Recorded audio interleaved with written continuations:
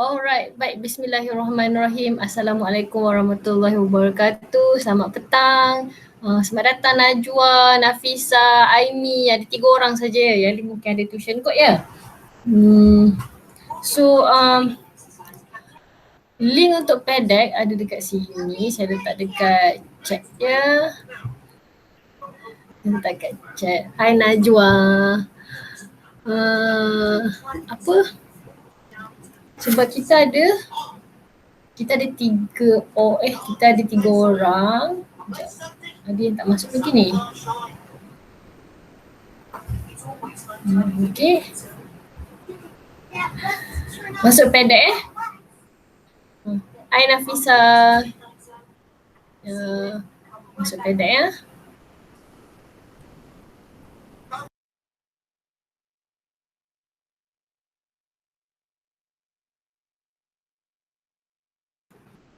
Alright. Okey, selamat datang Nur Izzati Shakira. Okay, kita start dululah. Kita dah ada 4 orang. Okey lah ni, 1, 2, 3, 4. So, macam biasa kalau nak ambil mikrofon pun tak ada masalah. Kalau nak ambil mikrofon pun tak ada masalah. Dan kalau saya terlaju ke apa, please stop me. Alright, selamat datang Hairul Hakimi, selamat datang Munira. Saya share lagi sekali ya, PEDEC punya link. Okay, so hari ni kita nak tengok Johor Kertas 3 untuk set 1. Soalan pertama dia tanya mengenai kulat roti, dan soalan kedua dia tanya mengenai kadar fotosintesis pada hydrilla. Tapi apa yang samanya ialah dua-dua pun memerlukan pengetahuan mengenai kesan faktor abiotik terhadap pertumbuhan dan kesan faktor abiotik iaitu keamatan cahaya terhadap fotosintesis. So, okey ya, PEDEC dah ada, kita boleh mulalah. Okay, so alright. Okay, so mukor. Okay, mukor adalah sejenis kulat roti dan kita boleh tentukan kadar pertumbuhan kulat roti dengan menggunakan teknik kuadrat sampling. Teknik persampilan kuadrat ni kita gunakan kuadrat yang diprint atas kertas yang transparent dan kertas yang transparent atau plastik. Plastik tu ada grid macam kertas graf. Kita letak plastik tu di atas di atas roti dan kita boleh lakarkan dekat mana dia tumbuh. So ini yang berlaku dalam eksperimen ini. So eksperimen ni adalah eksperimen to investigate the effect of light intensity on the growth rate of mukor, and these are the procedures. So in this slide, can you identify which one is MV with using the red line, which one is RV using the green line, and which one is CV using the purple line? Okay, antara dalam step-step ni dekat mana MV, RV dengan CV?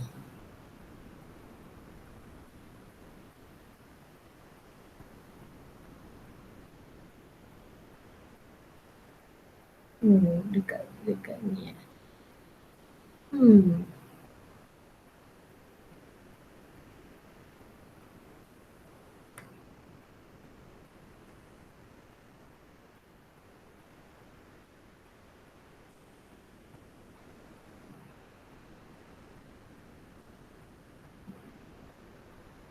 Okay. Dia tak tukar pula kat sini ya. Ini tak apa. So, okay, siapa yang belum respon ni? Nisa, what do you think? Okay, Najwa, what do you think? Dekat mana? Okay, 10 ml distilled water. Volume of water. Volume of water is a constant variable. Good. Okay. Okay, tak apa, no worries. Okay.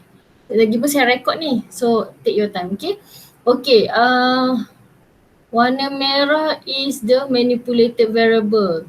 So yes, RST, condition in RST, berapa banyak mentol yang digunakan untuk berapa banyak mentol yang digunakan untuk untuk menentukan keamatan cahaya yang didedahkan kepada roti adalah manipulated variable. Okay, CV okay. Okay, RV. RV. Okay, bagus Nurizati, dia letak atas tu.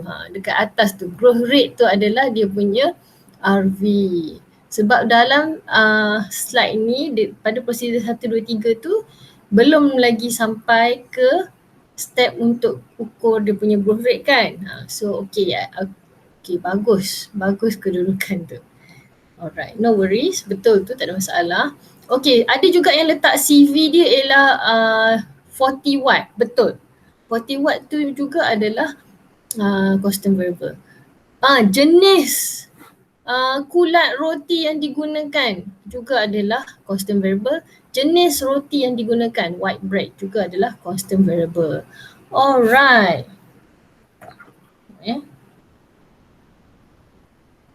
Okay. Okay, so most of you got this one. Okay, sekejap ya.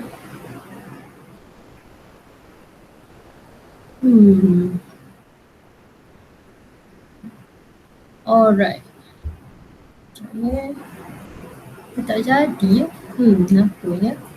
Okay, so bila kita nak gunakan quadrat sampling, ini adalah cara kita nak kira total growth pada muka XP dengan cara kita tak boleh kira satu persatu individual muka XP tu. What we do is we counted the total area covered by muka XP dengan menandakan kawasan yang dipenuhi dengan muka XP. Kalau dipenuhi separuh, setiap petak tu dipenuhi oleh separuh atau lebih muka XP, juga kita ambil kira. Alright. So kita cuba buat yang ni.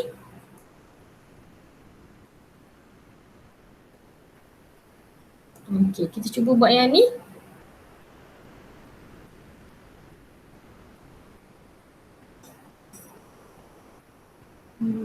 Sekejap ya. Apa dia jadi gini ya? Ada banyak ke?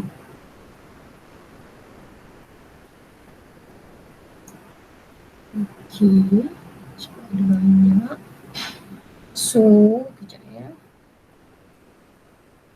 So what I do is, undo. Apa yang saya buat, saya tak buat X kat situ. Saya terus tulis nombor pada setiap petak yang sekira tu. Sekejap ya. Answer 1, 2. Tunggu pula apa yang tu. Okay. So the first one is, okay, sekejap ya. Banyak pula dashboard dia bagi ni. Cikgu tutup presentation ke? Sekejap ya. Saya tutup presentation ni. Ada error kat sini ni. Sekejap ya. Okay. Sekejap ya. Saya cuba. Yeah. Alright. Sekejap. Attack and this one. Okay, this one eh. So, kejap.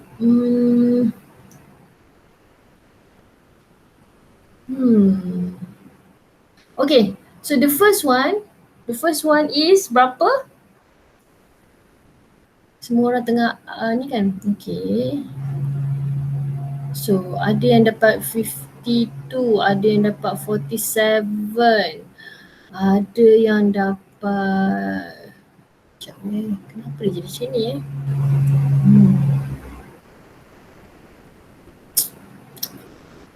Kenapa ya?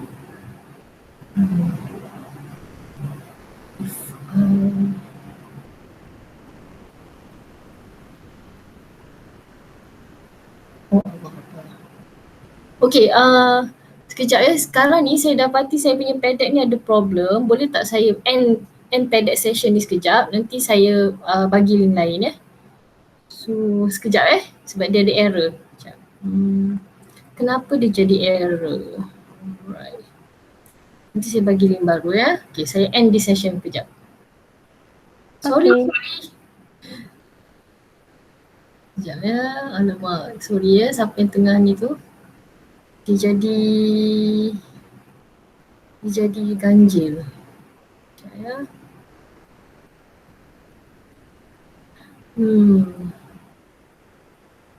Dia tak synchronize dengan teacher dashboard dengan yang saya present, tak synchronize. Alright.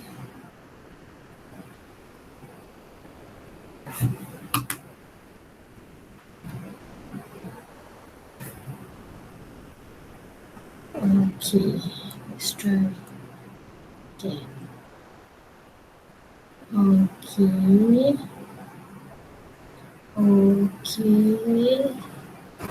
Okay, cuba masuk dekat link yang ni. Okay. Yang ni, teacher dashboard pergi ke atas. Correct, close join code. Okay.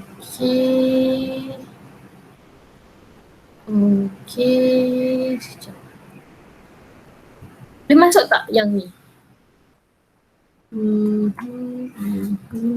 Teacher join code. This one.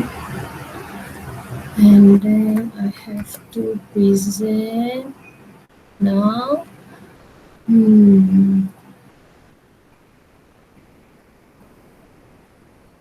Okay.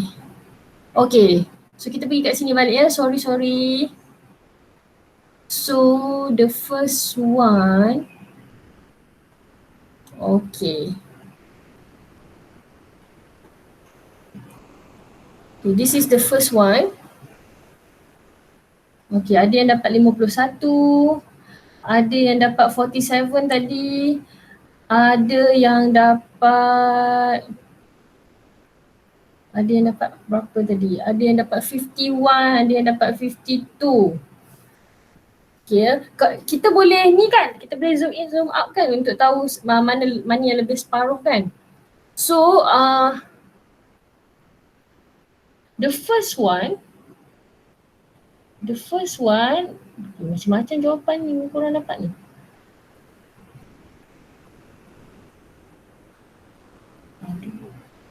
Stupid.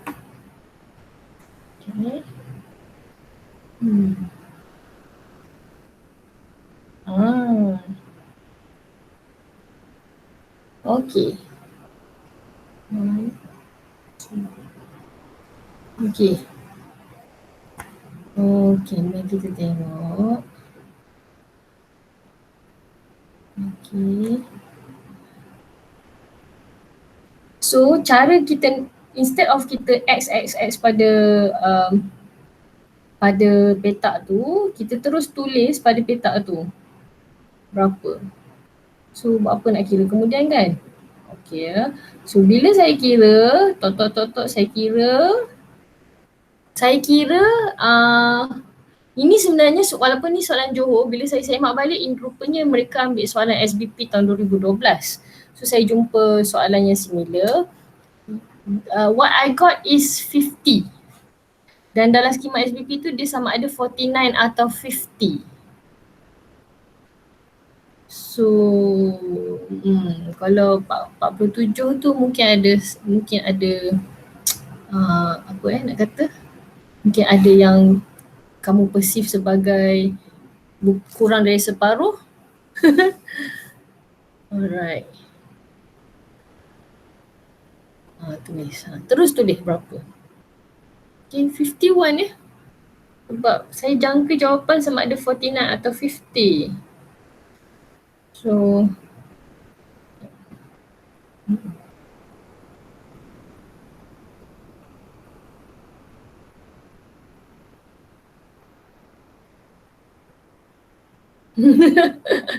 okay, nanti saya tunjuk gambar macam mana saya dapat 50 ya. Okay. Okay, siapa ni? Sekejap Siapa ni? Siapa yang nak open? Munira, sebelah 27 tu lebih separuh. Sebelah 27 tu lebih separuh.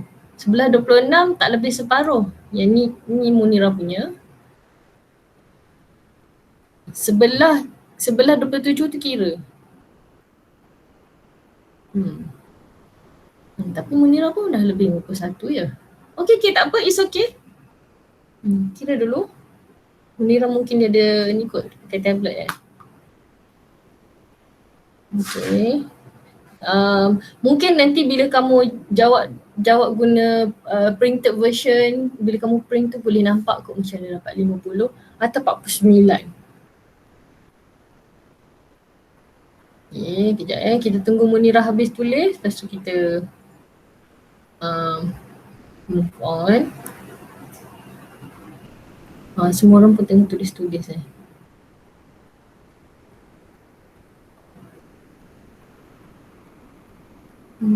Yang ke-51 tu Munira kira kat mana ya? Yang ke-51. Oh, okay. Sebelah 26 tu tak kira. Saya semalam sampai lorek. Tak kira lah. Cikgu? Ya. Sebelah 35 tak kira lah? Sebelah 35. Oh, kira. Kira, sebelah 35 kira. Okay, 51. Okay, I get why you get 51. Sekejap okay. Saya tunjuk pula yang saya kira. Okay. Tak apa. 51 kita simpan dulu. 51. The next one cuba kira pula.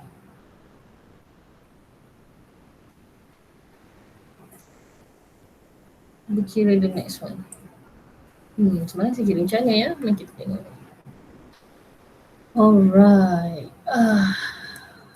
How did I get 50? Yang tu saya kira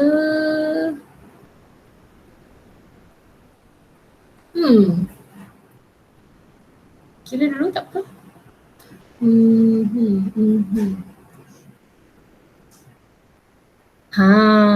I know. Kenapa berlebih? Balik jawapan apa nanti.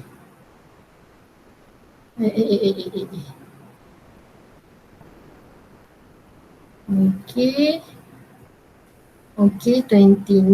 Ada yang dapat 30.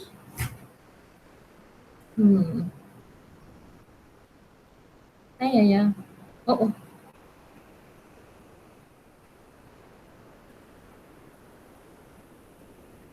Okay, 1.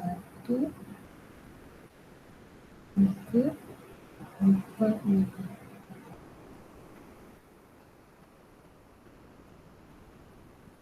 Okay.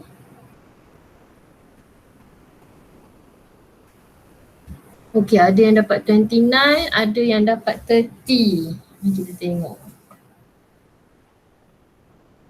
Ada yang dapat 29, ada dapat 30 ya. Yang kita kira semalam ya.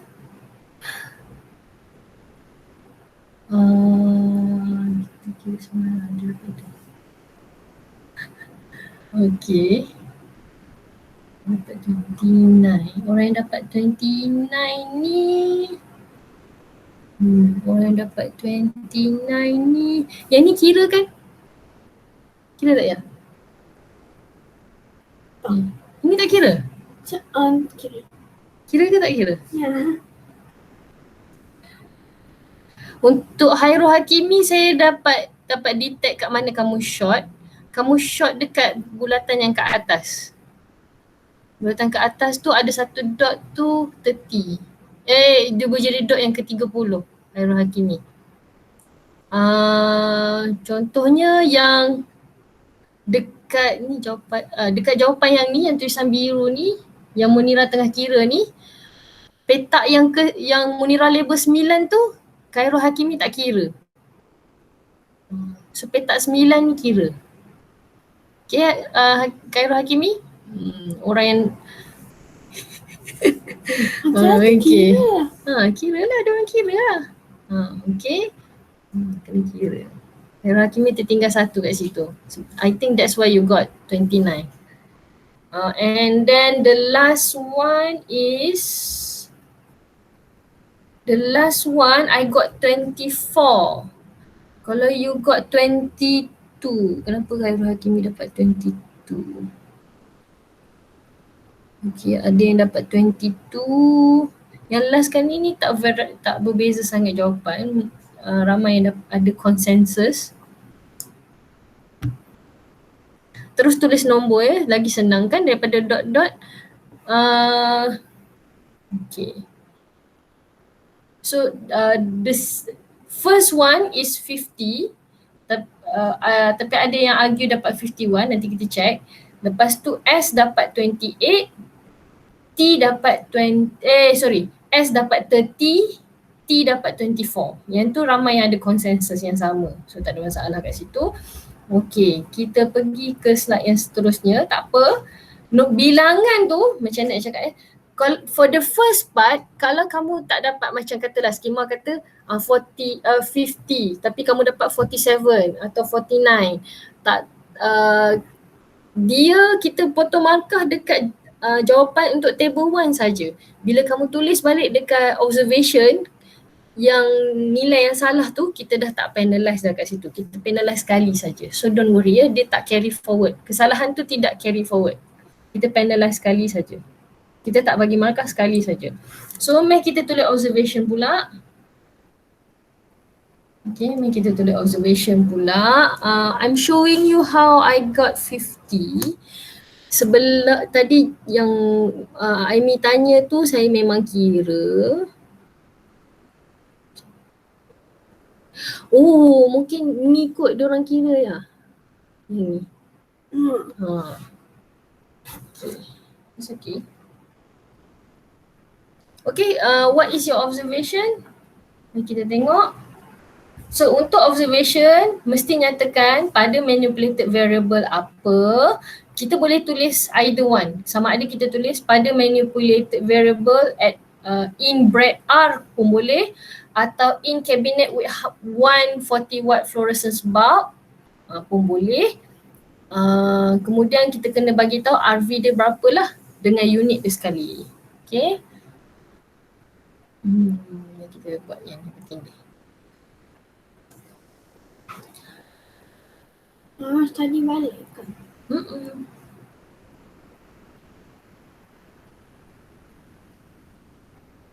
Okay. Ejaan fluorescence tu jaga-jaga ya, sebab pada table tu dia dah apa dia dah tulis, tapi cara dia eja fluorescence tu pun macam tak betul kan, tak apalah. 50 cm square. Okay. Alright. Okay, observation ramai yang bagus, semuanya bagus-bagus belaka.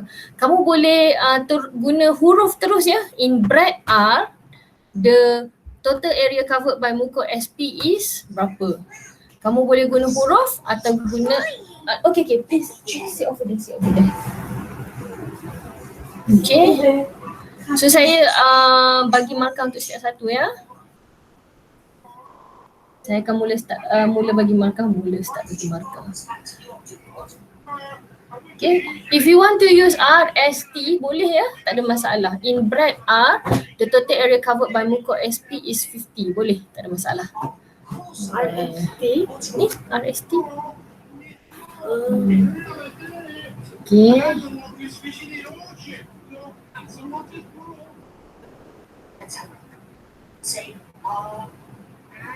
Darimi, please sit on sofa. Sit on sofa. Go to bilik kakak pun boleh. Go to bilik kakak. Alright. Okay. Okay, Nurizati full mark.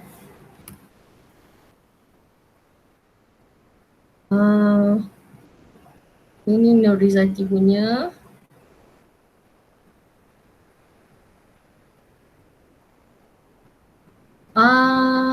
Nafisa terbalik kot. Dia duduk terus. Terbalik Nafisa terbalik. Okey. Siapa lagi yang dah tulis dua-dua?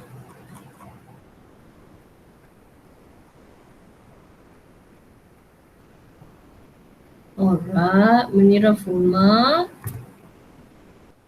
Okay, 3 marks.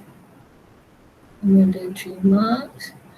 Kamu boleh guna huruf R huruf R ST. In bracket R, the total area covered by muka SP is 50 cm square.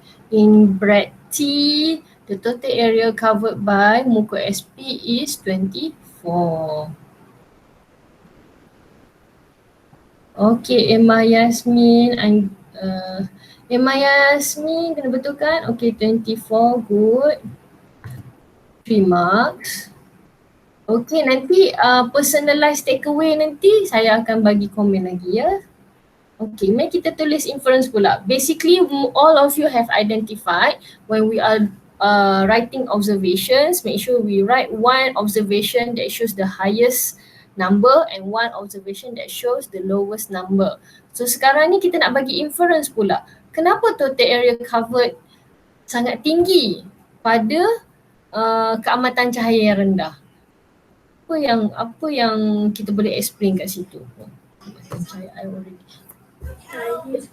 Ikut adik akan notasi ni.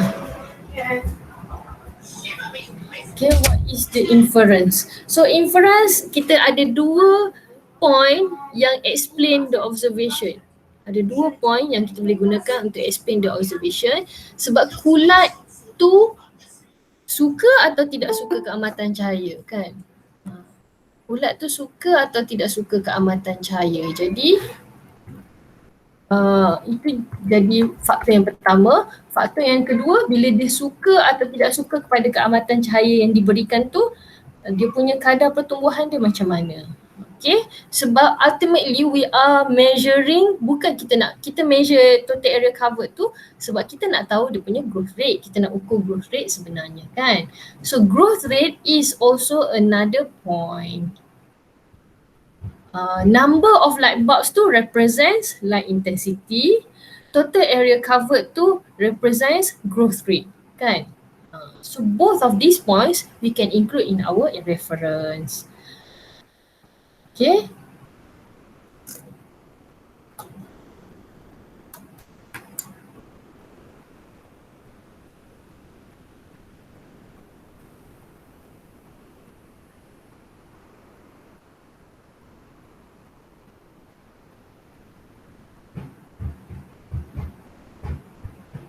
Okay, light intensity. Okay.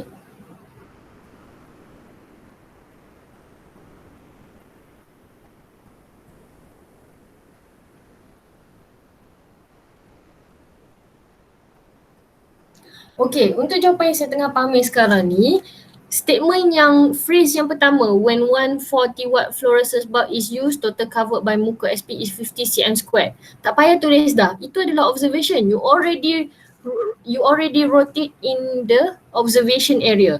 Terus masuk. In bracket R, the high light intensity ke? Ada satu bulb saja kan? The low light intensity kan? So sebab ada satu bab saja kan. Okay.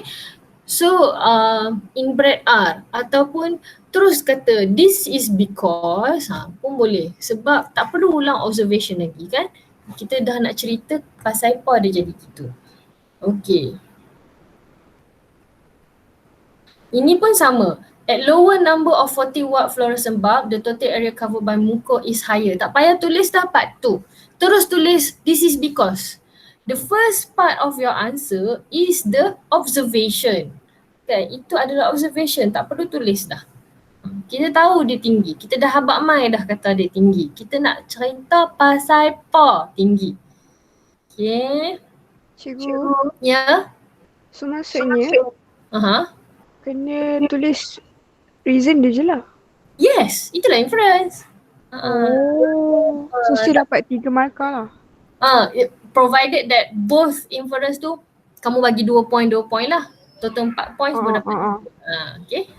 Ya, betul. Tak perlu bagi bunga-bunga ayat dah. Kita dalam paper tu kita kena direct. Alright, thank you for the question.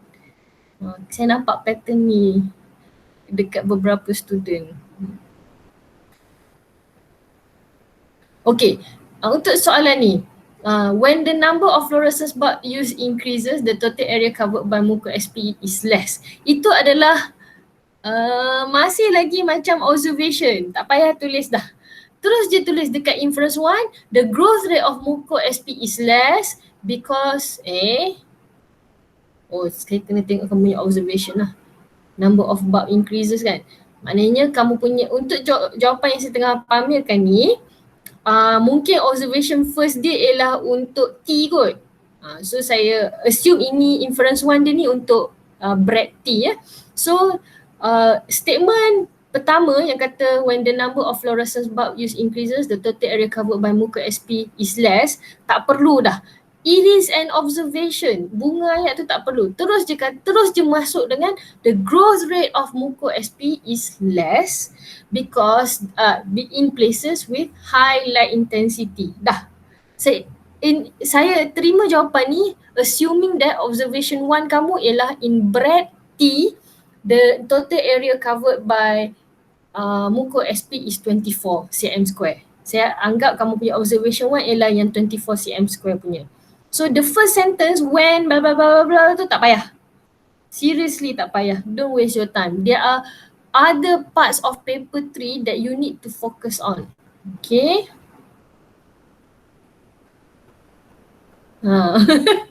It's okay. Inference is giving reason. So terus bagi reason. Okay. Unless kalau soalan ni tak bermula dengan observation, then it's logical for you to state the first statement. Tapi sebab first tadi kamu dah bagi observation dah. Sekarang ni kamu terus bagi reason, okay? Bagus. Ni pun sama, okay ya. Terus masuk. The growth rate of muka SP is higher because the light intensity is boleh lah. Saya terima. Ayat yang kedua tu tak payah mention pun total area covered sebab total area untuk soalan jawapan yang saya tengah pamer ni, okay, the higher total area covered tu tak perlu lagi tulis sebab it is part of your observation. So tak payah tulis. Kamu terus tulis lower light intensity because the growth rate of muka SP is higher. Okay dah. Yang higher total area tu tak perlu ada pun tak apa. Tak perlu ada. Okay. The higher the light intensity, the growth rate of muka SP is lower. Dah, cukup. Ayat kedua, statement yang kedua tu tak perlu tulis sebab kita dah tulis dekat observation. Okay, we are explaining our observation. The total area covered by muka SP in Brad R is the highest. That is observation. The light intensity is low, satu point yang pertama. Growth rate of muka SP is the highest, point yang kedua. Good. Total area covered by muka SP, tak payah. Light intensity is high, growth rate of muka SP is the lowest. Okay, all of you got 3 marks. No worries. Cuma kalau boleh simplifykan lagi ya. Tak perlu cerita pasal total area covered dah sebab kita dah cerita dekat observation. Thank you so much for your responses. Yes, soalan? Cikgu? Ya. Kalau tulis juga, tertulis, salah juga? Tak salah. Okay je, tak apa. Mungkin nak play safe kan? Tak ada masalah.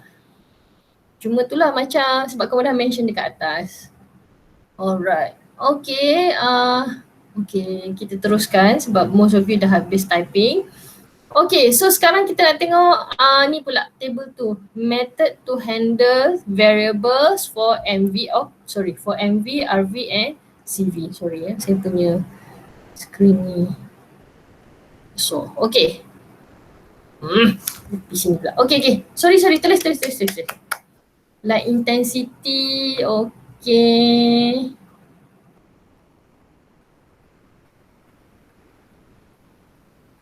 Alright.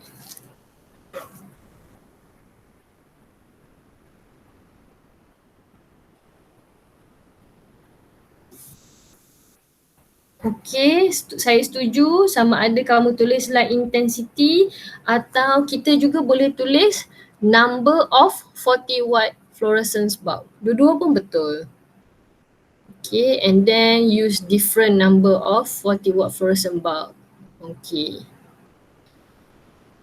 Dia punya RV boleh jadi total area covered by muco SP. Tak ada unit pun tak apa. Lepas tu dia punya method to handle variable ialah apa dia punya verb. Okay, CV dia what type of apa? Type of mole. Okay, type of species yang kita tengok kan. Mole ialah MOLD, tak ada U. Soalan ni dia salah eja. Tak apalah, tak apa. It's okay. Sebab soalan yang salah eja, so tak apalah.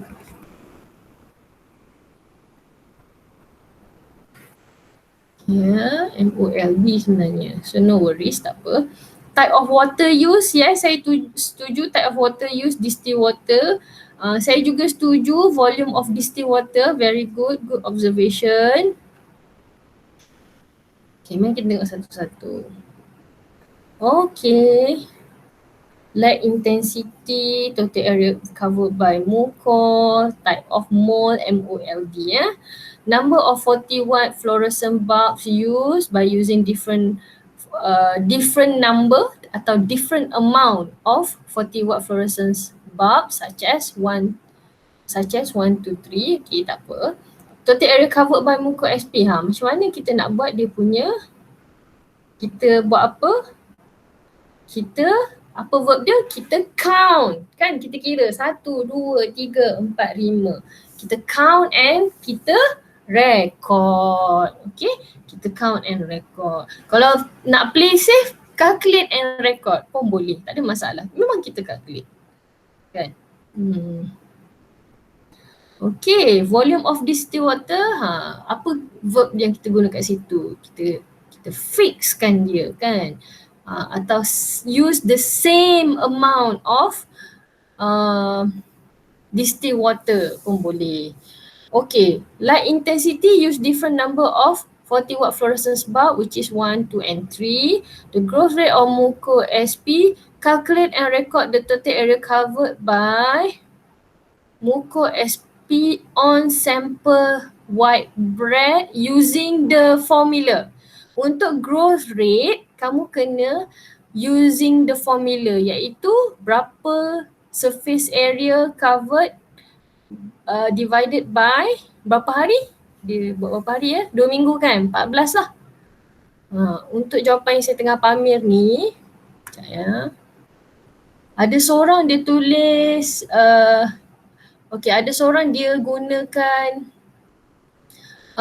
method to handle variable dia ialah dia punya RV ialah growth rate. So bila growth rate kena tak perlu count dah, calculate and record. Okay, calculate and record the growth rate of muco SP on a sample of white bread. Tak payah. Calculate and record the growth rate of muco SP using the formula. Formula dia ialah total area covered bahagi dengan hari. Total area covered bahagi dengan hari. Dia punya calculation untuk growth rate ni ada pada soalan seterusnya untuk soalan buat table 2. Table 3. Okay, species of bread mold kita guna muco SP. Okay. I would argue it is a bit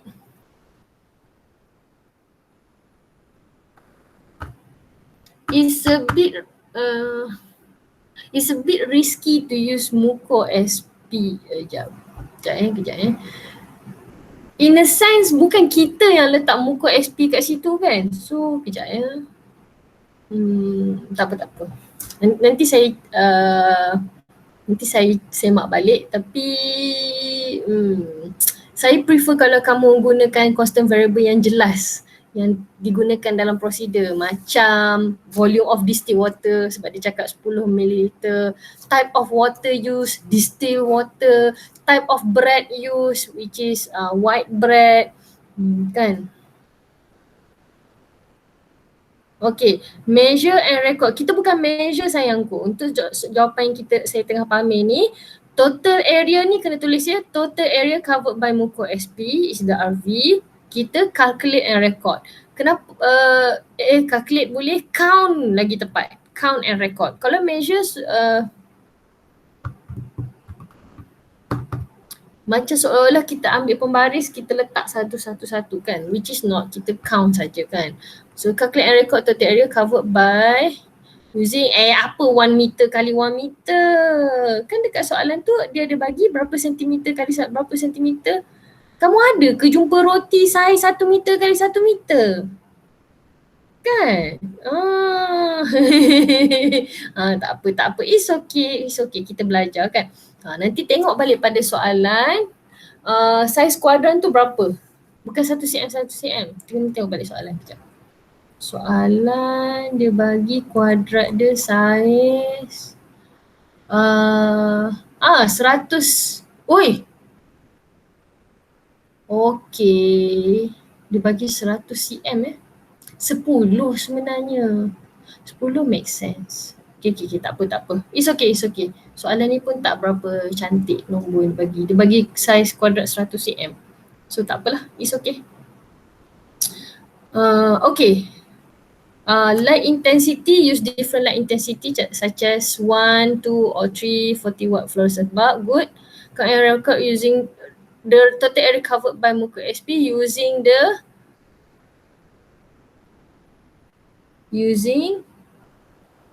kuadrat dah. Meter ruler tak payah. Using kuadrat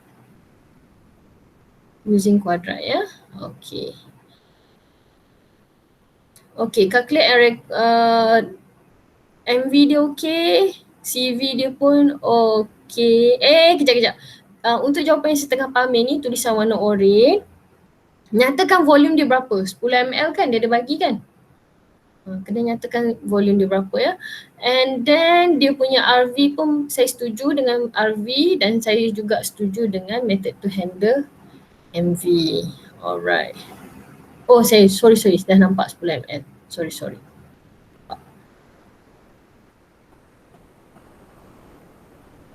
Sepuluh ml. Okay, seterusnya kita nak tengok hipotesis.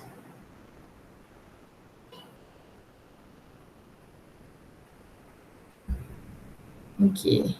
So what is the hypothesis?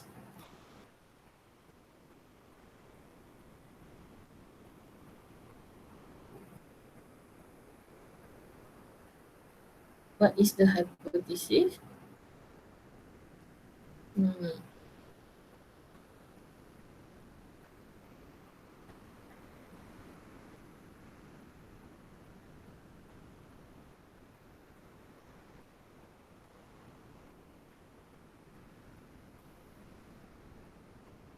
Okay, good. The higher the light intensity, the lower the growth rate of muko SP. Atau the higher the light intensity, the lower the total area covered by muko SP. Okay, ada dua cara kita nak tulis. Okay, ada dua cara, sama ada growth rate atau total area covered. Okay, saya pergi ke yang seterusnya sebab ini very simple for you.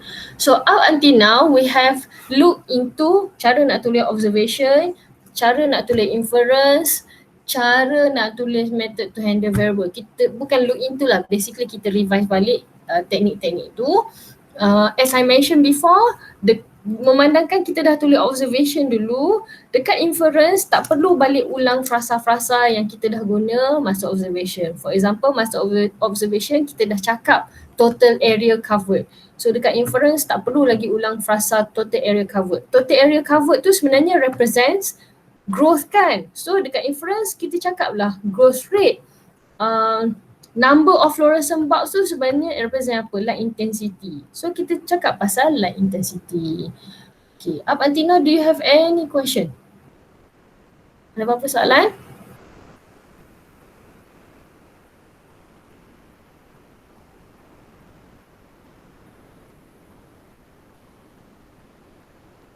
Okay. Nur Izzati Syakirah ada nak tanya apa ke? Ada part yang saya perlu ulang? Tiada. Okay, sebab kamu letak dekat kamu punya line tu macam jauh no. Macam dekat tempat yang oren ke merah. So ingat takut ada masalah. Alright. Okay, kalau tak ada masalah, kita teruskan. Okay, construct a table and record all data collected in this experiment. So the first table,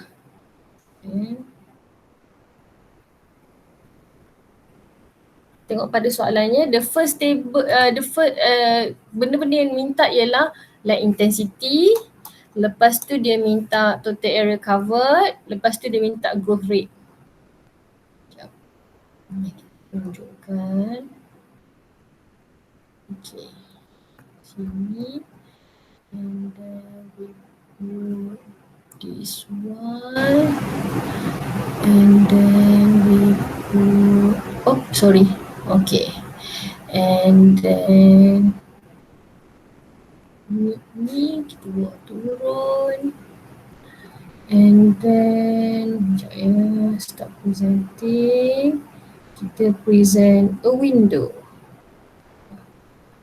Which one? Which window? Oh, dia tak bagi present window. Tak apa. Kita present ni balik. Okay. Present balik, no worries.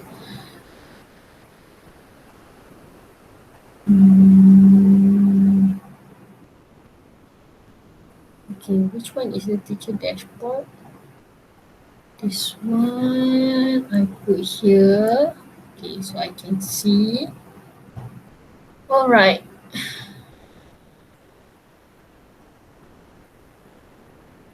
Okay, the first one is light intensity. So light intensity dia ada nombor. So kita boleh bagi nombor pada light intensity exposed to breadth R, breadth S dengan breadth T. Okay. In terms of title, semua orang tak ada masalah. Kejap ya. In terms of title, tak ada masalah. Okay, unit pun ada. Okay, Najwa Syarafana jangan lupa tulis unit. Okay, kemudian okay, tengah tulis. Okay, Nafisa pun jangan lupa tulis unit. Okay, bagus. Okay, so 1:49. Okay, this is an example. Example kalau lah kata kita observation first tadi kita dapat 49 tapi skema kata 50. So dekat sini, dekat soalan ini kita sudah tidak penalize, kita tak potong markah kalau kamu tulis 49 juga, nombor satu. Nombor dua, bila kamu tulis 49, of course kamu punya growth rate akan jadi lain daripada skema kan, sebab skema ialah 50 bahagi 14 sebab dia buat 2 weeks kan. Okay, 50 bahagi 14. So jawapan dia of course akan lain berbanding 49 out of 49 divided by 12. So pemeriksa akan kira kamu punya data yang baru. Okay. So okay, this is one example.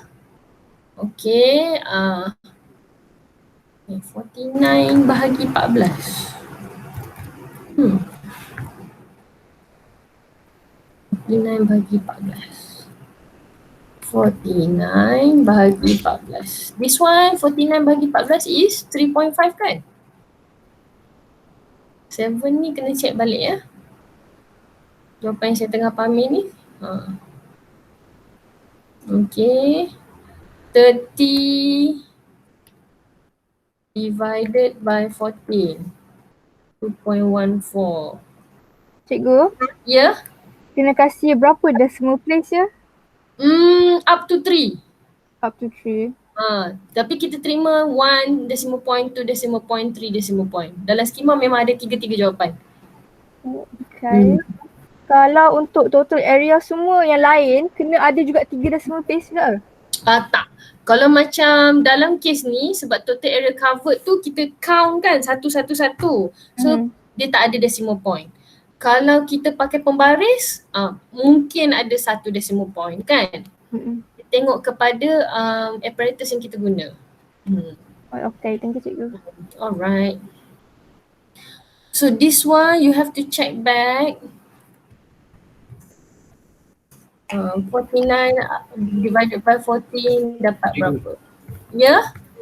Dia kata kat sini eksperimen tu after 2 weeks. So kena bahagi dengan 14 tadi.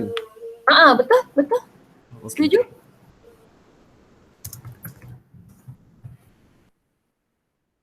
Alright. Okay, good questions all. Thank you so much for your feedback. Okay, so macam saya sebut tadi, untuk growth rate sebab kita bahagi kan, so memang akan ada decimal point. Usually bila kita nak, sebab lepas kita kira ni, kita nak guna untuk buat graph. So untuk buat graph, 1 decimal point pun dah cukup. Tapi kalau kamu tengok soalan ni dia minta dia punya graph ialah dia bukan guna growth rate. So tak ada masalah lah kalau kamu bagi jawapan 3 decimal point. Jenuh juga kau 3 decimal point nak buat plot pada graph kan. Okay, no worries. So 3 decimal points pun okay. Okay. 3 decimal point pun okay, 1 decimal point pun okay, tak ada masalah. Okay. Okay ya. Alright, bahagi 14, okay. Kamu kena tengok juga, kena berhati-hati dekat sini in case lah kalau ditukar parameter dia per hour ke, so kena bahagi dengan bilangan yang lebih banyak lah dengan berbeza. Okay, most of you dah tulis jawapannya, very good. Okay, the next one kita buat graph. So if you can if you can draw as precise as you can, dah cukup, tak ada masalah. Saya tak tengok ketepatan pun, saya nak tengok saya nak tengok apa pattern yang kamu dapat. Okay.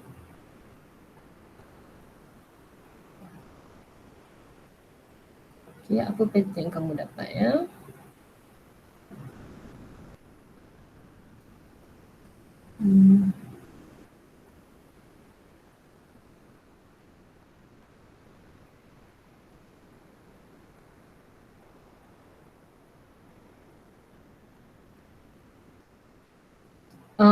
Dia bukan tengok growth rate ya, dia tengok total area covered. So total area covered should be axis Y.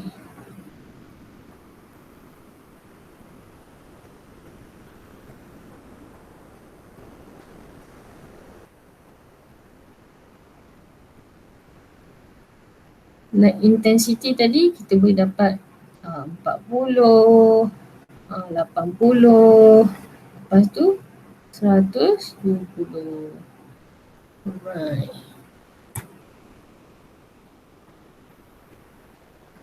Okay, good. Macam-macam rupa paras. Siap type lagi, bagus. So light intensity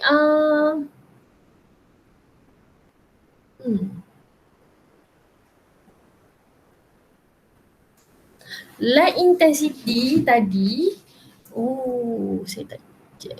Sekejap kita tengok satu sekejap. Okay ya. Light intensity ada nombor kan, sebab light intensity dibagi watt. 1 bulb 40 watt, 2 bulb jadi 80 watt. 3 bulb jadi 120 watt. Sorry, sekejap saya nak patah balik. Sorry, saya baru perasan cara kamu tulis light intensity ni. Okay, anak-anak, saya minta maaf saya terlepas pandang sebab saya asyik kira yang kamu punya growth rate saja. Untuk kamu punya light intensity ni, you have to understand that we use, dia dah bagi 40 watt kat situ. Kan? Satu light bulb 40 watt. So 2 light bulb jadi 80 watt. 3 light bulb dah jadi 120 watt kat sini So it should be 40, 80, 120 kat sini. Okay? Sorry saya terlepas pandang part ni. Sebab saya terlalu asyik tengok kamu punya growth rate. Okay. Sekejap ada yang tanya ke? Okay, tak ada siapa tanya. Okay. So when you got 40, 80 and 120, barulah kita boleh plot graph. Okay, kita boleh plot graph. Oh, cantiknya dia buat line. Okay, bagus. Okay, boleh buat lengkapkan graf Thank you.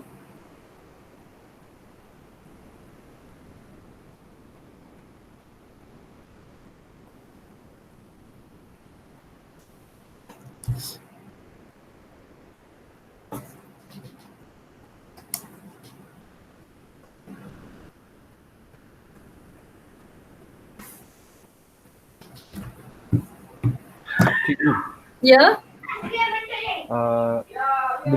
boleh insert gambar yang ni ke?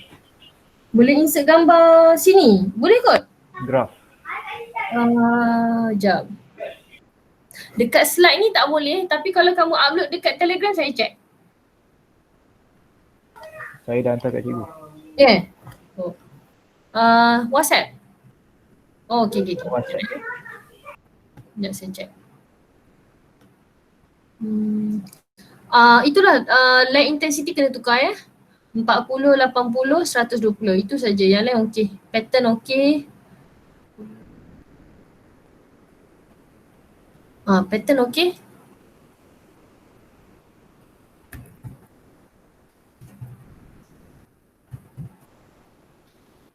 Okey.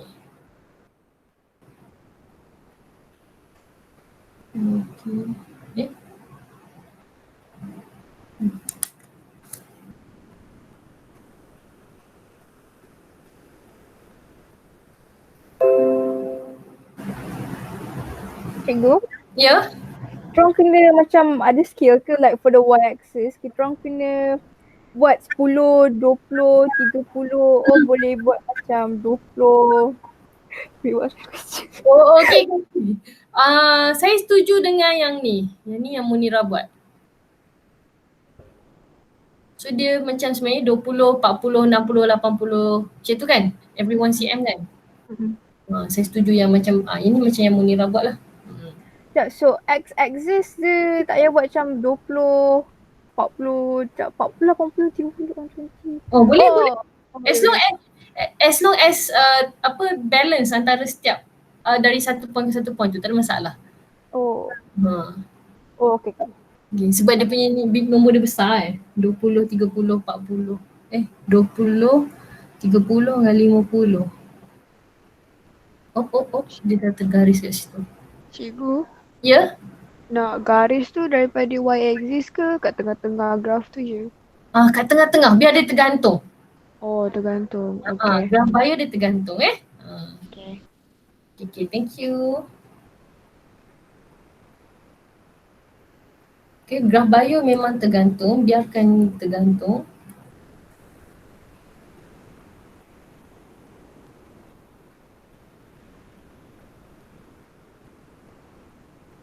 Right. Okay, so these are a few examples of the graph yang kita boleh dapat. Memang graph dia tergantung. Saya faham kalau bergetar-getar dia punya line tu tak ada masalah. So most of the time untuk paper SPM, biasanya paper SPM tu dia dah bagi label paksi tu dia dah bagi dan label paksi tu dia dah bagi. So kita akan bagi markah pada nombor 1 plot titik yang betul, nombor 2 bentuk graf bila sambungkan sambungan titik-titik tu betul atau tak. Lepas tu nombor-nombor yang kamu letak pada paksi X dengan paksi Y tu balance atau tak. Okay, so tak apa, saya pergi yang ke seterusnya. So this is the pattern, most of you got this pattern. So what do you think? How can we explain the relationship between total area covered by muka SP and light intensity?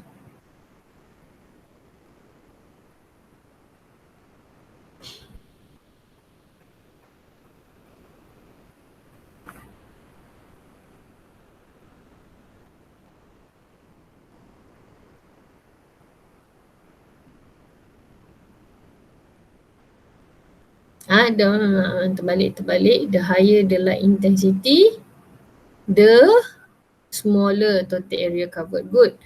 Okay, as light intensity increases, total area covered by the muka SP decreases. Good. Okay, total area covered by muka SP decreases as light intensity increases. Good. The higher the light intensity, the lower the total area covered by muka SP. Setuju? The higher the light intensity, the lower the total area covered. Good. The lower light intensity, the higher the total area covered. Good. Okay, kenapa? So most of the time explanation kepada graph juga point yang sama yang kita cerita pada inference. Kita boleh recycle balik point tersebut. Because nampak kita graph ni cakap pasal total area covered. Tapi sebenarnya total area covered tu adalah menunjukkan growth rate kan. So dekat situ kita boleh cerita pasal dia punya explanation dia ialah kesan kepada growth rate. Okay. Lagi kita boleh cerita pasal light intensity yang tinggi atau rendah tu apakah adakah sesuai atau tak sesuai dengan pertumbuhan muka SP. Lepas tu bila dia bertumbuh tu apa nak cakap bila muka SP bertumbuh tu dia menghasilkan spore. So bila light intensity tinggi atau rendah tu penghasilan spore dia macam mana? Okay, banyak point kita boleh cerita. Okay. So you can talk about, nampak tak dekat total area, dekat graph kita cakap pasal light intensity dengan total area. Kita tak cakap lagi pasal growth rate, kita tak cakap lagi pasal condition of the environment, sesuai atau tak sesuai untuk growth of muka SP. Okay, so dekat sini, okay, contohnya untuk jawapan yang ni, okay, masih lagi dapat 2 daripada 3 markah. Okay, sebab dia baru cakap explain menggunakan growth rate. Okay. Okay. Dekat sini, kamu tulis, okay, jawapan yang saya tengah pamer ni, this is because the activity of muka is higher when the light intensity is lower. So, masih belum dapat markah lagi sebab dalam eksperimen ni, what type of muka activity yang kita tengok? Kita tengok growth kan? So, this is because growth activity atau growth of muka SP is higher. Kita dah specify aktiviti apa. Nanti kita tengok dekat eksperimen lain, kita nak tengok observe aktiviti juga, iaitu fotosintesis.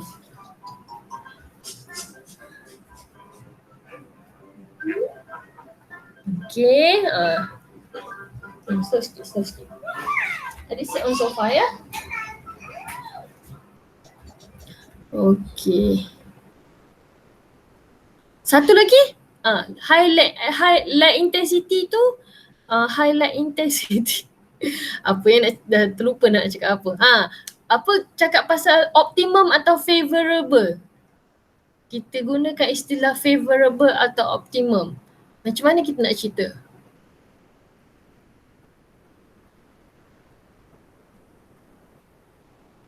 Okay. Okay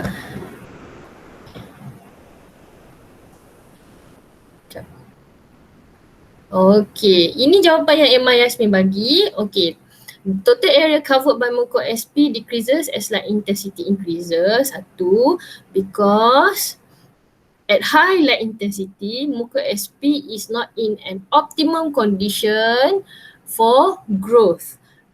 Walaupun ayatnya pendek, tetapi boleh dapat 3 markah dekat sini. Boleh dapat 3 markah dekat sini. Simple but sweet. Okay, sama juga dekat sini. Okay, not a favorable condition for the growth of my muco SP. Boleh.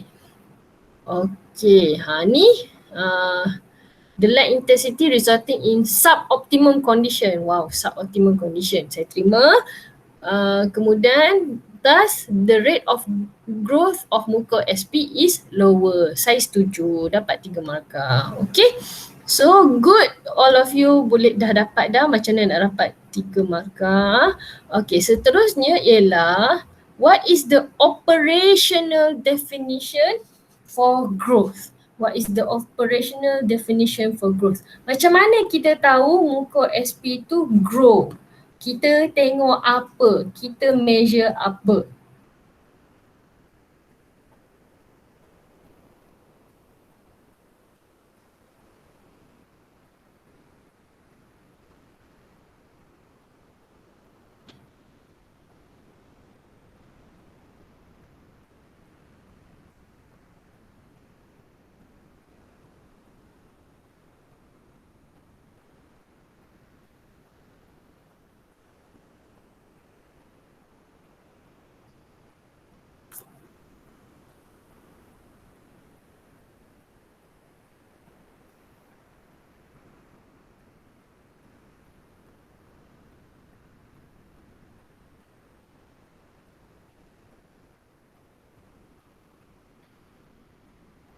Okay.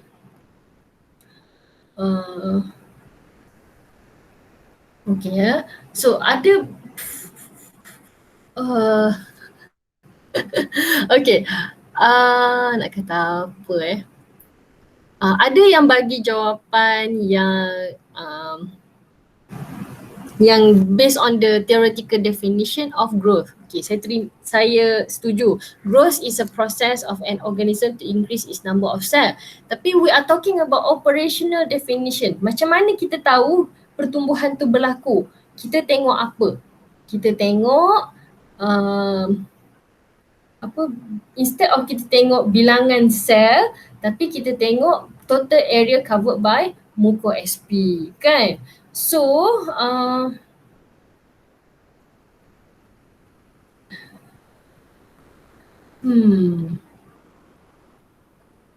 So untuk eksperimen ni, growth is total area covered by muco SP.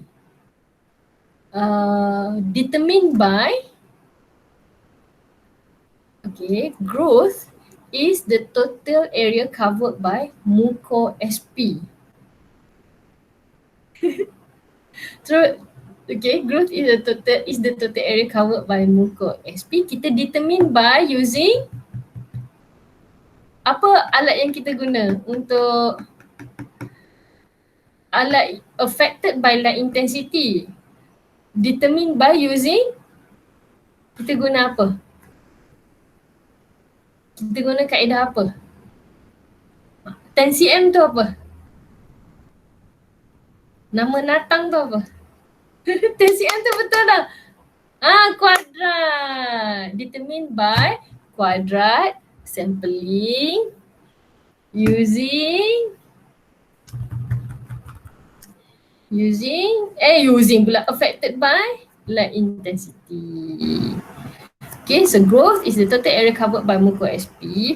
Kenapa growth is the total area covered by muco SP? Saya setuju seperti yang Munira tulis awal-awal, growth is the increased number of cells. Betul. Tetapi we are not counting, we are not observing using microscope number of cells. What we are observing is area covered by muco SP on top of the white bread. So growth in this experiment, we observe the total area covered by muco SP. we determine the total air area. We determine growth of muka SP using the quadrat sampling, and then this process is affected by light intensity. Okay. Ada apa-apa nak tanya tak? Sebab ramai yang macam tulis-tulis directed respond, tulis-tulis directed respond. Kau nak tanya bagi tahu ya. Ni yang untuk soalan dia special sikit. Instead of shown by tu lah ialah total area shown by tu lah yang menjadi definition atau point yang pertama kan. Oh, kita nak cepat ni dah 3 suku dah. Alright. Next ialah predict total area covered by muka SP on white bread X. Okay, predict total area berapa, sama ada kita bagi nombor yang spesifik atau kita terus kata kurang atau lebih daripada nilai tertentu, dan kita explain apa yang berbeza. Kita explain menyebabkan apa yang kurang, apa yang lebih dan apakah kesannya kepada pertumbuhan. Okay. So, bila dia kata letak dalam kabinet yang satu mentol, kabinet satu mentol, kita nak compare dengan roti R ke, roti S ke, roti T.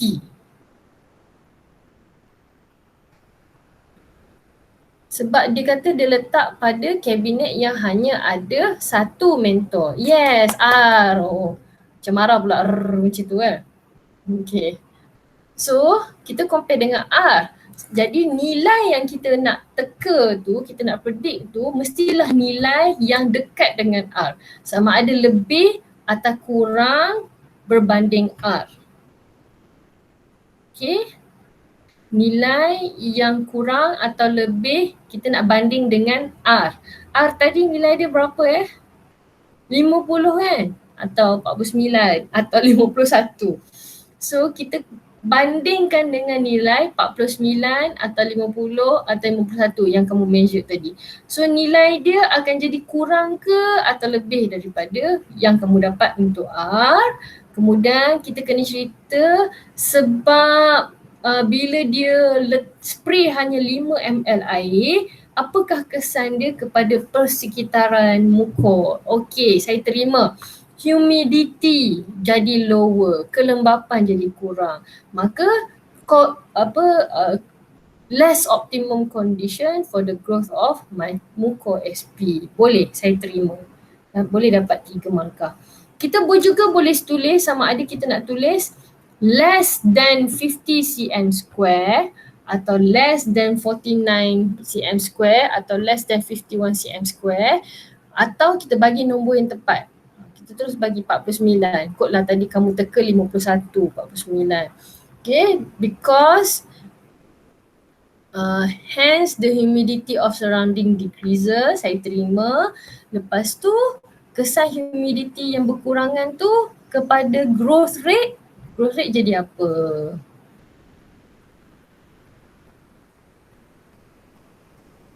Sukalah hampa dengan suboptimum condition ni. Canggih lah perkataan ni, bagus-bagus. Okay.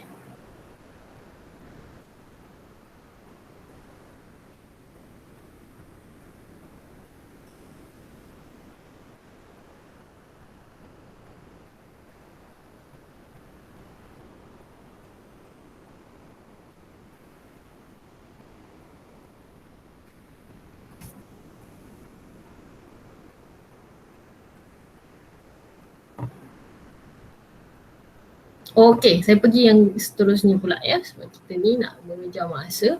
Kita terus pergi ke question 2 ya. Sebabnya question yang untuk classify ni is very simple. It's very simple. Kita boleh terus semak sendiri, tak ada masalah. Okey, untuk question 2 saya highlight dekat sini beberapa perkara penting yang memberikan clue kepada kita. Contohnya fotosintesis menghasilkan organic substances. So dia menghasilkan glukos dan byproduct dia ialah oksigen. And then carbon dioxide, water and light are needed for photosynthesis to take place. And then dia bagi clue lagi kat sini, the leaves are usually small and many in number to increase the leaf surface area. Kemudian pada soalan ini dia tanya pasal design an experiment to investigate the effect of different number of leaves on the rate of photosynthesis. Ini kenapa ini dia nak kaitkan balik dengan statement yang akhir tadi. Total surface area of the leaf exposed for photosynthesis. So this is basically the setup yang kita dah belajar untuk level form 5. Ada lagi satu setup yang kita dah belajar masa lower form yang a bit simpler. So dia punya skema tu tak adalah rigid, mesti ada funnel. Kalau tak ada funnel masih lagi dia terima. Okay. So saya tunjukkan dekat sini video. Okay, video saya cepatkan sikit ya, kejap. I have to mute myself first. I have to mute myself first. And then I put.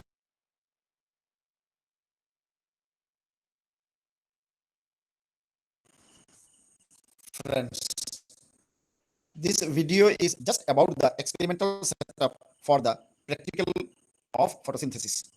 The materials required are a beaker, funnel, test tube, green algae, water, sodium bicarbonate, etc. So these are essential for this practical procedure. First, keep the algae in the funnel and place it in the beaker. Then pour water in the beaker till the stem of the funnel get immersed in the water. It must be fully immersed. In the next step, add few potassium bicarbonate as a source of CO2 in the water, and then place an inverted water-filled test tube on the stem of the funnel. Be careful. It must be observed that the mouth of the funnel test tube must be immersed in the water. Now, keep the experimental setup in the sunlight where the photosynthesis will be carried on. Now it is in the sunlight. Now it has been observed that few gas bubbles, actually these gas bubbles are of oxygen, come out from the algae through the test tube and collected in the apex of the test tube, replacing water. Now calculate the number of bubbles evolved per minute. It has been calculated that in average. Okay, ada apa-apa soalan tak nak tanya cara dia orang buat eksperimen ni?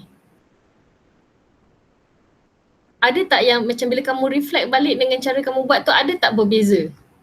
Ada tak perbezaan? Ada tak kamu tak buat eksperimen ni? Tak buat cikgu. Tak buat, Allah. Okay. So, sekejap ya aku. Saya patah balik. Okay. So, ada yang berbeza, apa yang berbeza dekat sini? Okay, dia tunjuk step by step ya. So dia tunjuk mula-mula dia instead of guna hydrilla, dia guna green algae atau guna duckweed. Kita guna hydrilla lah. Okay, lepas tu mula-mula dia letak filter funnel. Lepas tu dia letak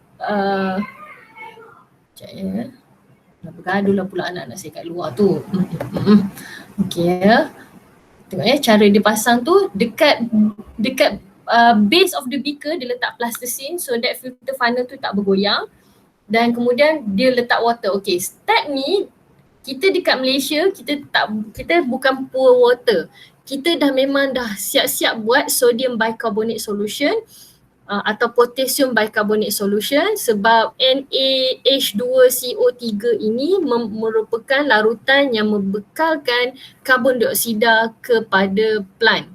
So bila kita nak buat eksperimen, sekarang ni eksperimen kita nak kaji kesan bilangan daun terhadap kadar fotosintesis. So kita kenalah constantkan benda-benda lain seperti kepekatan karbon dioksida. Jadi biasanya untuk kita tetapkan kepekatan larutan sodium bicarbonate solution yang kita gunakan. Sodium bicarbonate solution ni berfungsi untuk membekalkan karbon dioksida. Dan kita juga tetapkan keamatan cahaya. Macam tadi, dia dah set up apparatus ni, dia letak dekat luar. Tapi untuk kita kena setkan, kita buat dalam makmal, kita setkan berapa mentol kita nak pakai misalnya. Atau berapa jauh daripada sumber cahaya yang kita nak buat. Kemudian, lagi satu yang kita tetapkan dekat sini ialah spesies pokok yang digunakan. Dalam eksperimen kita gunakan Hydrilla instead of algae. So bila kamu dapat link PDEC ni nanti, link ni dia akan PDEC tu dia akan tunjuk address kepada YouTube video ni. Saya pilih YouTube video ni sebab ini yang paling dekat dengan kita punya eksperimen. Kalau kamu tengok yang UK punya eksperimen, GCSE punya eksperimen, dia tak letak pun filter funnel tu. Dia terus terbalikkan boiling tube tu. Dan dalam eksperimen dia ni juga kita guna boiling tube, dia guna test tube. Kita guna boiling tube sebab boiling tube diameter dia besar sikit dan boiling tube dia susah nak pecah. Bila kita buat terbalikkan macam tu, dulu saya pernah guna test tube, banyak test tube pecah sebab yelah berlanggar dengan filter funnel dan sebagainya lah. So tak apa, nanti tengok video ni, nanti tengok balik. Walaupun kita tak pernah buat eksperimen ni dan ada juga soalan SPM yang dia bagi soalan tengok kita boleh apply ke tak dalam situasi yang diberikan. Sebagai contoh, dia bagi soalan yang tengok persaingan antara pokok padi versus pokok jagung. Dalam kita punya silibus, kita tak pernah buat eksperimen tanam pokok padi atau pokok jagung. Tapi kita boleh ubah suai menggunakan pengetahuan kita untuk buat eksperimen persaingan. So tulis dulu, identify dulu apakah dia punya problem statement, apakah dia punya hypothesis. Okay. So it's okay if you haven't do it, it's okay. Saya akan tunjukkan dekat mana yang kita boleh dapat markah, kita nak recover balik. Kalau kita kurang pengetahuan kat situ, kita boleh recover untuk dapat markah yang maksimum.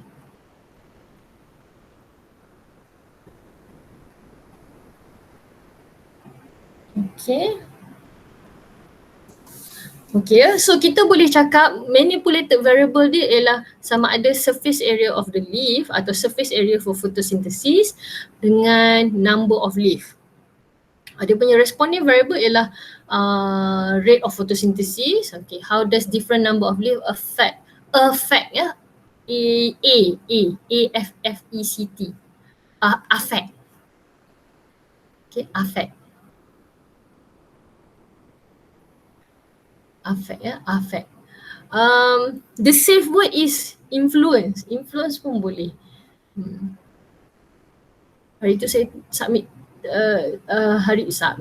hari tu pun saya baca beberapa post struggles orang yang tulis PhD, selalu confused nak tulis affect ke effect. Lepas tu ada student PhD kata I have gone through 45,000 words thesis that haven't used either affect atau effect. Dia boleh elak penggunaan affect atau effect tu sebab dia tak sure nak guna macam mana kan. So memang masalah sejagat lah penggunaan affect ni, effect ni. Okay.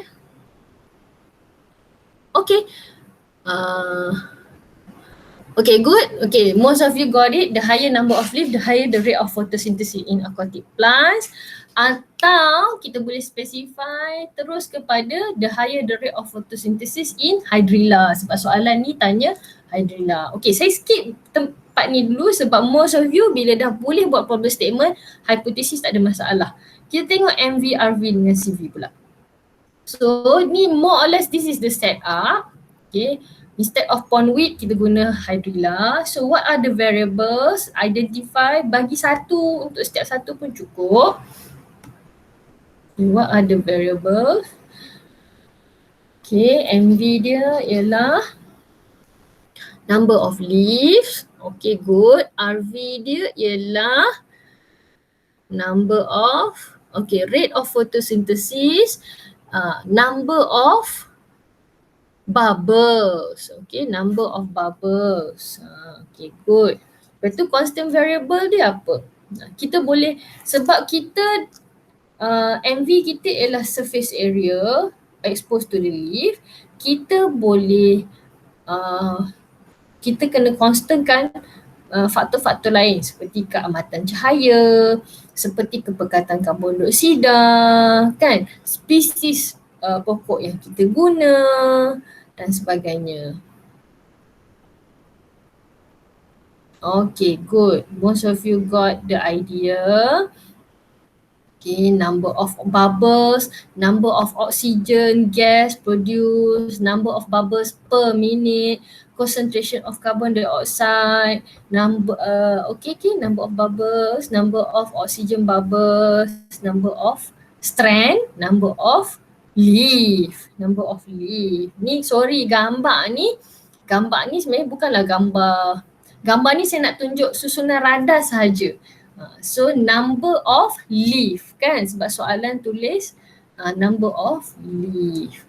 Bukan strand ya, number of leaf. Sebab setiap satu strand tu tak semestinya bilangan daun dia sama. Okay, ni okay lagi. Okay, mari kita tengok apparatus dengan material pula. Walaupun dekat sini saya asingkan, nanti kamu gabungkan ya apparatus dengan material ni. Walaupun saya asingkan, jangan asingkan, jangan ikut macam saya. Kamu gabungkan apparatus dengan material, okay? Okay ya. So apparatus yang confirm kena ada. Sebagai contoh kita tengok kat sini, kita nak kira bilangan bubble kan. Banyak antara kamu yang tulis RV dia ialah number of bubbles. Sampai bila kita nak kira bubble ni? Mesti kita kena fix. So mestilah ada stopwatch. Okay, good, pandai. Ada yang dah tulis stopwatch. Okay, bagus. Ramai yang dah start tulis filter funnel, ada boiling tube, kena ada beaker, ada table lamp, kena ada ruler. Sodium carbonate solution pindahkan ke bawah ya. Materials oksigen pula. Macam mana kita nak membekalkan oksigen sayangku?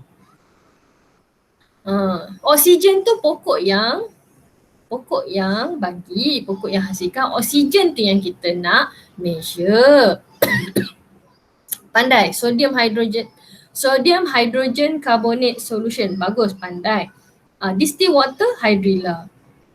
So kamu tulislah banyak mana pun, tapi kalau tak ada stopwatch, boiling tube, tak ada hydrilla dengan distilled water, tak ada empat ni, kamu punya markah terus jatuh. Tak boleh dapat, confirm tak dapat full mark. Okay. Alright. So most of you got it.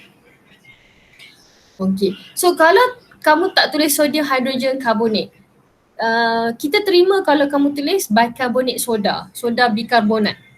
Okay, kalau tulis soda bikarbonat kita terima. Kita reject kalau kamu tulis baking powder, walaupun sebenarnya baking powder tu dalam dia ada sodium hydrogen carbonate. Okay, bicarbonate soda kita terima ya. Alright.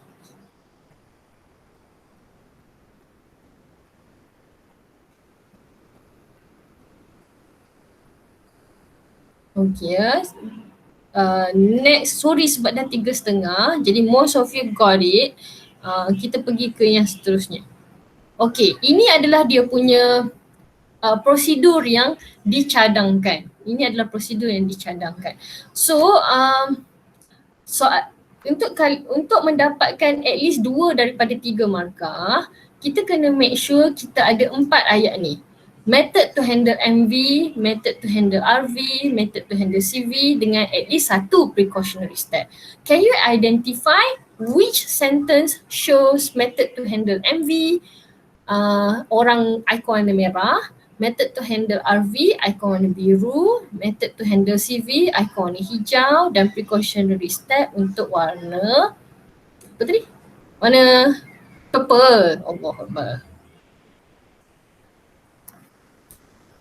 Okey, saya setuju dengan Norizati, saya setuju dengan Nur Najwa. Kedudukan ikon purple tu betul pada ayat yang ke-11. Okey. Kemudian saya setuju dengan Hairul Mikail dan juga Munira. Kedudukan ikon biru tu adalah pada ayat yang ke-7. Okey, saya juga setuju dengan Najwa dan Norizati yang meletakkan ikon biru pada ayat yang ke-10. Saya setuju.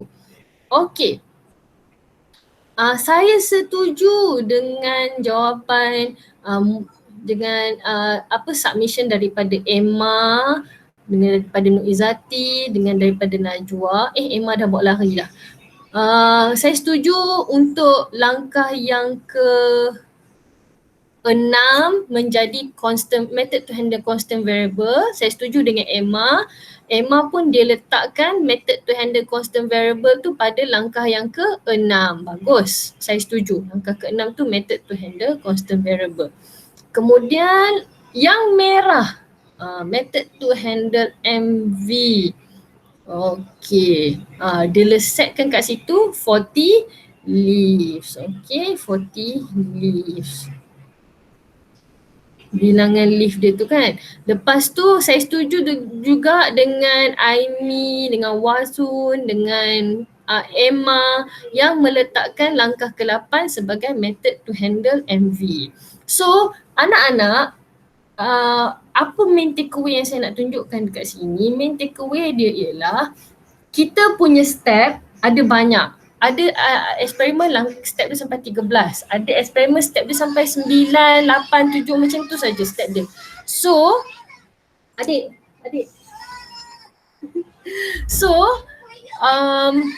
walaupun berapa banyak step yang kita tulis, make sure 4 ayat ni ada. Method to handle MV, method to handle RV, method to handle CV dan precautionary step. Most of the time, precautionary step adalah sama untuk dapatkan average reading. Kita repeat untuk dapatkan average reading. Biasanya kita akan repeat step 1 sampai berapa untuk dapat 3 kali untuk dapat average reading. So ini adalah prosedur. Kemudian last kali kita tengok dekat sini. Ya, kita tengok kat sini. Apakah rupa paras data kita? Apakah rupa paras data kita? Kiri sekali kita boleh letak number of leaves atau total surface area. Senang number of leaf lah. Tadi kita dah letak 40 leaf, 80 leaf, 120 leaf misalnya. Okay, kena ada at least 3 condition yang berbeza. Kemudian kolom yang kedua ialah number of gas bubbles produce. Bagus. Yang ketiga ni yang penting iaitu rate of photosynthesis, iaitu number of gas bubbles produced in 5 minutes. Number of gas bubble produced divided by minute. Kan? Ya Allah, 5, 10, 15. Okey, betul. Okey, saya setuju, saya tunjuk. Okey, saya tunjuk respon kat sini. Okey, number of gas bubble release in 5 minutes. Kena tulis berapa minit kamu nak set ya. Berapa minit tu ikut kamu. Rate of photosynthesis kena tulis dia punya unit. Slowkan sikit tu kuat sangat. Slowkan sikit. Number of bubbles divided number of bubbles produced divided by minute. Okay. So anak-anak, sementara kamu tulis ni, basically pada soalan kita, apa yang kita dah go through ialah nombor 1, kita dah go through cara-cara untuk menulis dan menulis method to handle variables. Kita dah tengok cara-cara untuk explain graph. Kita dah tengok cara-cara nak buat prediction. kita dah identify apakah maklumat-maklumat yang kita boleh dapat daripada statement dari question tu dan macam mana nak ambil daripada question tu gunakan maklumat dari question tu untuk identify variables, identify problem statement, identify hypothesis, identify apakah apparatus dengan material.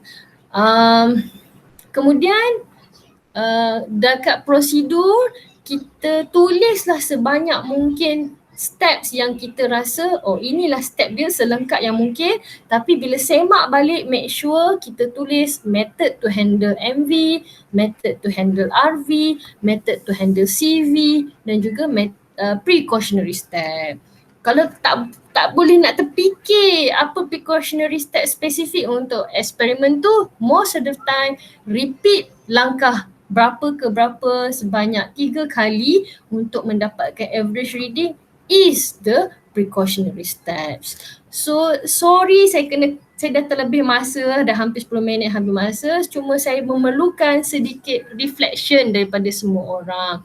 So what do you think of today's lesson? Adakah refleksi saya yang pertama ialah mungkin saya kena semak balik time management, tapi ada apa-apa lagi tak? Ada apa-apa lagi tak yang saya perlu tambah untuk next session? Kalau kamu perlu next session, bagi tahu saya. Next session tu kamu nak yang macam mana? Okay, ya? Saya ada soalan. Ya, okay, teruskan. Yang table ni, kalau saya tak tulis rate of reaction salah ke? Tak lengkap. Tak lengkap, dikira tak lengkap. Dia kamu akan hanya dapat 1 daripada 2 markah sebab kamu tulis dekat situ bilangan lift berapa kan? Kamu dapat markah dekat bilangan lift tu saja. Dia kena sampai rate tu. Rate tu pun kalau tak ada unit pun tak dapat juga. Okay. Jadi itulah. Okay, so operational definition ada yang tulis sini what was hard, apa yang susah pada dia ialah operational definition. So operational definition yang kamu dah biasa tu most of the time memang itulah theoretical definition yang diubah sesuai kepada eksperimen. Lepas tu shown by apa, affected by apa atau influenced by apa. Most of you yang kamu punya kefahaman asal tu betul lah, tak ada masalah. Cuma soalan ni yang mencabar sikit kan. Soalan ni sebenarnya dia ambil daripada soalan SBP. Soalan SBP memang macam tu. Okay, so if you have any question, kalau nak discuss paper lain, kamu rasa ada paper lain yang kamu rasa mencabar atau beneficial untuk kita semua discuss, bagi tahu saya, kita boleh set lagi satu tarikh untuk kita jumpa dan kita discuss, okay? So, do you have any questions before we go? Sorry to take up your time, saya terlebih ambil 10 minit masa kamu. Aduh Muhammad ni. Sorry juga anak-anak saya tadi kacau sebab anak sulung saya baru ada di rumah. So, dia macam ada gaduh-gaduh sikit lah, biasalah tu kan. So, kalau tak ada apa-apa soalan, saya berhenti dulu. Ada apa-apa nak tanya kita? Oh iya, jom pergi buka pula. Ada apa-apa nak tanya dia? Okay, so kalau tak ada apa-apa soalan, saya berhenti kat sini dulu ya. Thank you for your time. Sekian wabillahi taufiq wa hidayah. Assalamualaikum warahmatullahi wabarakatuh. Thank you cikgu. Sama-sama. Thank you cikgu. Sama-sama. Terima kasih cikgu. Sama-sama. Thank you cikgu. Sama-sama. Thank you cikgu. Sama-sama.